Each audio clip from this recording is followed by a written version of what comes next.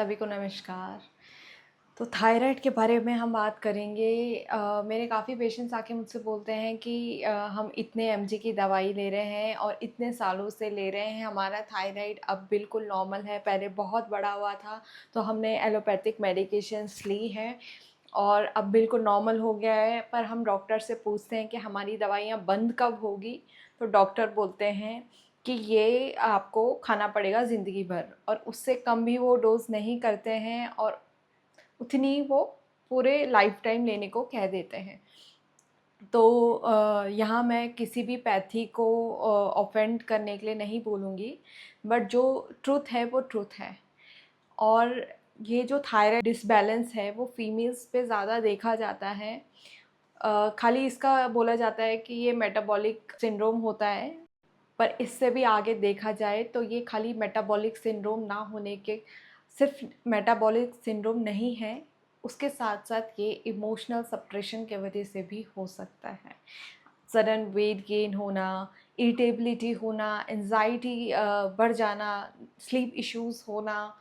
तो ये चीज़ कहीं बाहर से नहीं आ रही है, ये आपके अंदर से ही आ रही है। इसको आपको खाली मेडिकेशन और डाइट से ही कंट्रोल नहीं करना है, पर इसमें आपका इमोशनल रेगुलेशन होना बहुत ज़रूरी है। ये ऐसा टॉपिक है जिसके बारे में हम इतना बात नहीं करते हैं। खाली थायराइड की मेडिकेशन ले लिया, उसमें ब्रोकली और सोए वगैरह की चीज़ें अवॉइड कर ली, तली हुई चीज़ें अवॉइड कर ली। खाली इन चीज़ों से आपका थायराइड ठीक नहीं होने वाला है परमानेंटली, अगर आप ठीक करना चाहते हैं तो पहले मैं आपको ये बताऊँगी, अगर आप मेडिकेशन ले रहे हैं, चाहे कोई भी पैथी की मेडिकेशन ले रहे हैं और आपका थायराइड अभी नॉर्मल आ गया है, तो कुछ लोग एकदम से एलोपैथिक को चेंज करके आयुर्वेद की तरफ बढ़ जाते हैं। उनको मैं बोलूँगी ऐसा नहीं करना है, धीरे धीरे आपको शिफ्ट करना है। अगर आप कर भी रहे हैं तो डोजेस कम कर करके एलोपैथिक की फिर आयुर्वेद की तरफ शिफ्ट होंगे। कुछ लोग खुद से क्या करते हैं, आयुर्वेद में जाते हैं, बंद कर देते हैं दवाइयाँ, और उनका थायराइड अचानक से डबल ट्रिपल हो जाता है। फिर वो बोलते हैं कि आयुर्वेद की तो दवाइयाँ असर ही नहीं करती है। तो ये ऐसा नहीं होता है, असर नहीं करती हैं, बट आपका जो दवाई चेंज करने का तरीका होता है वो गलत होता है। फिर हम बात करेंगे कि थायराइड में जो आपको इमोशनल रेगुलेशन है वो अब कैसे करना है। तो ये होगा योगासन से, प्राणायाम से। तो उज्जयी प्राणायाम एक ऐसा प्राणायाम है जो आपको इमोशनल रेगुलरिटी भी देगा, साथ ही साथ आपके थायराइड को बैलेंस भी करने में हेल्प करेगा। ठीक है। इसका जो विधि है वो मैंने अपने वीडियोस में, शॉर्ट वीडियोस में भी एक्सप्लेन की है कि आपको उज्जयी प्राणायाम कैसे करना है। और इसके अलावा आप कर सकते हैं सिंह आसन।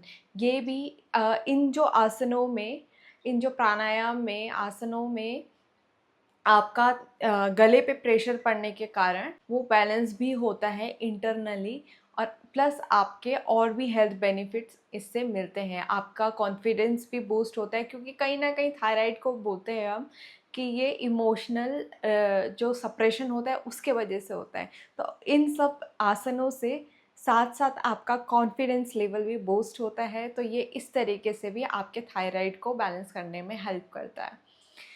फिर फिर आता है भ्रामरी प्राणायाम। तो भ्रामरी प्राणायाम से तो सभी परिचित होंगे ही होंगे।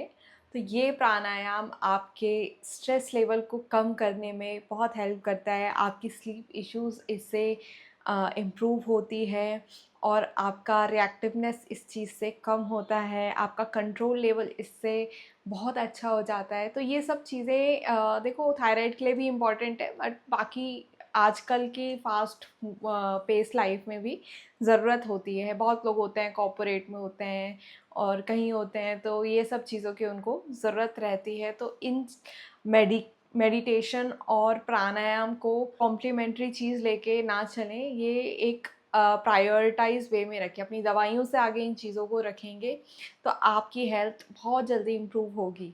बट अगर आप ये सोचेंगे कि दवाइयाँ ही मेन है, डाइट ही मेन है, तो आप कहीं ना कहीं उस चीज़ में लैग कर जाएंगे। तो दवाइयाँ भी ज़रूरी हैं, डाइट तो ऑब्वियसली आयुर्वेद में तो सबसे ज़्यादा ज़रूरी है कि आप डाइट के साथ अगर फॉलो करेंगे सब, तो आप जल्दी हील होंगे। फिर योग, प्राणायाम और आसन को अगर आप लाइफ में अपने लेकर चलेंगे तो अ, आप इसके मतलब जो बेनिफिट्स हैं वो बहुत ज़्यादा मैजिकल हैं।